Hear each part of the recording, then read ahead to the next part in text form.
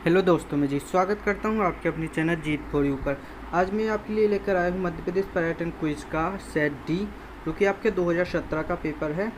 तो देखिए, यहां पर आपको सभी मालूम है कि 10 से 12 यानी कि 2 घंटे का होता है और 100 पूर्णांक 100 होता है। तो ये सभी डिटेल मैं आपको पहले वाले पेपर में भी बता चुका हूँ और ये भी बता चुका हूँ कि एक पेपर 3 लोगों के बीच में मिलेगा, तो यहाँ पर तीनों के नाम डाले जाएंगे। चलिए अपन समय ना बढ़ाते हुए अपने क्वेश्चंस और आंसर पर चलते हैं। तो आपको मालूम ही होगा कि टोटल अपने 10 खंड होते हैं यहाँ पर, और 10 खंड में अपने ऑब्जेक्टिव टाइप क्वेश्चन होते हैं। तो देखिए, यहाँ से अपने खंड 1 से स्टार्ट करेंगे, जो कि बहुविकल्पीय प्रश्न है 1 से 10 तक। अपना पहला प्रश्न है, मध्य प्रदेश को किस नाम से जाना जाता है? तीनों नामों से। टाइगर स्टेट, सोसाइटी, नदियों का मायका, इन तीनों नामों से मध्य प्रदेश को जाना जाता है। भारत का राष्ट्रीय मानव संग्रहालय कहाँ है? भोपाल में। कहाँ पर है? भोपाल में। आगे चलिए, अगला प्रश्न है, मध्य प्रदेश के प्राचीन विधानसभा का नाम क्या है? Mint hall. भारत भवन के वास्तुकार कौन थे? Charles Correa. राजा मानसिंह तोमर भी किस विषय से संबंधित है? संगीत से। भारत का एक नगर मध्य प्रदेश विश्व के प्राचीन नगरी में से एक है, खजुराहो। आगे चलेंगे अपन, मालवा क्षेत्र की गंगा किसे कहा जाता है? क्षिप्रा को। मध्य प्रदेश का प्रथम जैव आरक्षित मंडल पंचमढ़ी में है। मध्य प्रदेश में जरदोली कला किस स्थान से की देन है? भोपाल की। मध्य प्रदेश सीमा के उत्तर प्रदेश से पृथक करने वाली नदी कौन सी है? वेतवा। ओके, आगे चलेंगे, जो कि अपना खंड 2 है, सही जोड़ी है। तो यहाँ पर सही जोड़ी मिलाना है प्रश्न 11 से 20 तक। देखिए, यहाँ पर मैंने अपनी सही जोड़ी मिलाई हुई है। जैसे उज्जैन का प्राचीन नाम क्या है? अवंतिका। सिटी ऑफ जॉय का क्या है? मांडू। केवटी कुंड गुफाएं, रीवा। होटल प्लास, भोपाल। माधवगढ़ किला, मेहर। तो इस तरह मैंने सारी की सारी जोड़ियाँ मिलाई हुई, आप थोड़ा वीडियो को रोककर आराम से चेक कर सकते हैं। अपन चलेंगे अपनी खंड 3 पर। खंड 3 है, सही या गलत को छांटना है।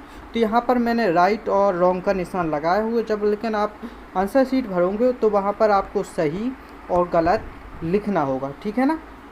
तो जैसे कि कर्क रेखा के समांतर बहने वाली नदी नर्मदा है, तो ये सही है, तो सही लगा देंगे। राष्ट्रीय संजय राष्ट्रीय उद्यान सीरी एवं सरगुजा जिले में फैला है, तो ये भी सही है, तो ऐसा सही अपन लगा देंगे। तो इनको अपन आराम से पढ़ लेंगे और सही वालों को अच्छे से याद कर लेंगे और गलत वालों को भी थोड़ा देख लेंगे, ताकि आपको कोई भी परेशानी ना हो।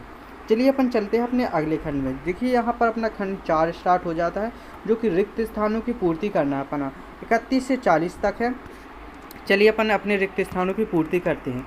जैसे प्रदेश के प्रसिद्ध पर्यटक स्थल जबलपुर को संगमरमर की नगरी कहा जाता है, क्योंकि वहाँ पर संगमरमर बहुत मिलता है। आगे चलिए, कान्हा किसली राष्ट्रीय उद्यान बाग में पाए जाने बाघ की गुफाएं हैं, धार जिले में पाई जाती। अटेर का किला प्रदेश के भिंड जिले में स्थित है। रायप्राणीन महल प्रदेश के ओरछा पर्यटक स्थल में है।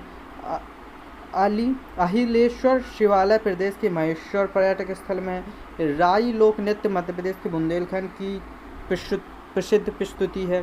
प्रसिद्ध चूलिया प्रताप मध्य प्रदेश के मंदसौर जिले में स्थित है। राजा भोज प्रसिद्ध राजवंश परमार से संबंधित है। विश्व प्रसिद्ध कैक्टस गार्डन सैलाना स्थान पर स्थित है।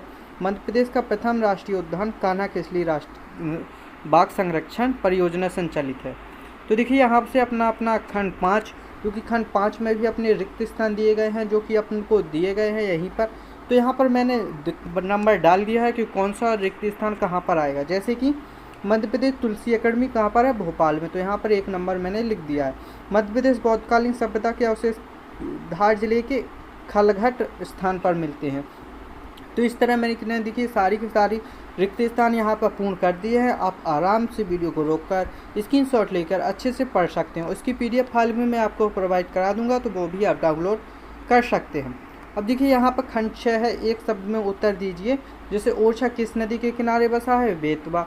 सतपुड़ा की रानी प्रदेश की किस पर्यटक स्थल को कहती है? पंचमढ़ी। महाकाल की नगरी उज्जैन नदी के किनारे बसा है? क्षिप्रा। चचई जल प्रताप जिले में स्थित है? रीवा। आगे चलिए, सोनभद्र नदी का प्राचीन नाम है? सोनभद्र।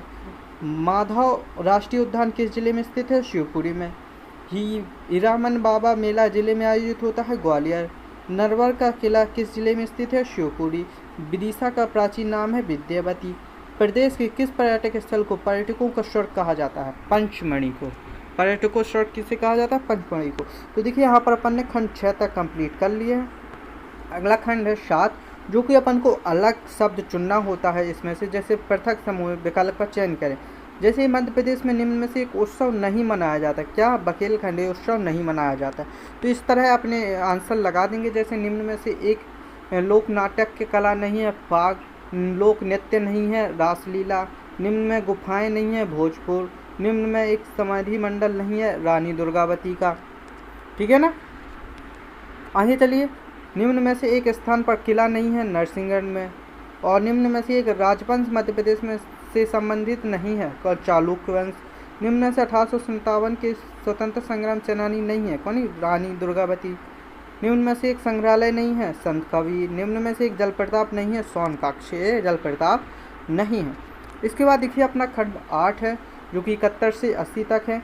जैसे यहाँ पर एक दिया गया है, सफ़ेद शेर कहाँ मिलता है? रीवा में। जैसे कान्हा किसली राष्ट्रीय पार्क है। रानी दुर्गावती जबलपुर से संबंधित है। तो इस तरह अपन को यहाँ पर भरना है। जैसे हीरा पन्ना में मिलेगा।